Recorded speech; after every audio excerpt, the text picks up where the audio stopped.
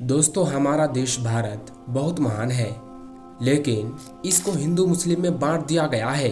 भारत के अंदर चुनावी माहौल चल रहा है। जो असली मुद्दे हैं चुनाव के, वो तो तेल लेने गए हुए हैं। सिर्फ और सिर्फ हिंदू मुस्लिम की राजनीति अपने चरम पर है।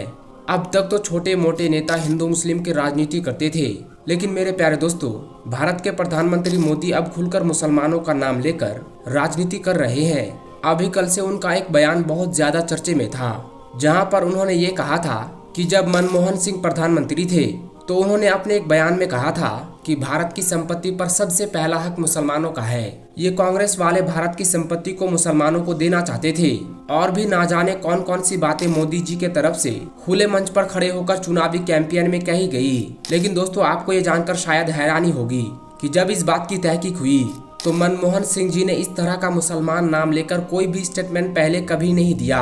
उन्होंने सिर्फ अल्पसंख्यक शब्द का इस्तेमाल किया था।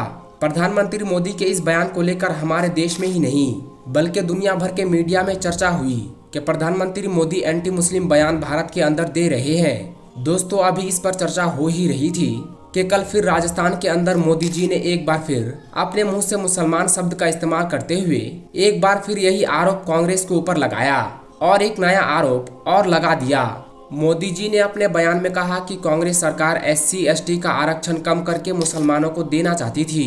खुले मन से प्रधानमंत्री नरेंद्र मोदी ये कह रहे हैं कि कांग्रेस की सरकार SC/ST का आरक्षण कम करके मुसलमानों को दे रही थी।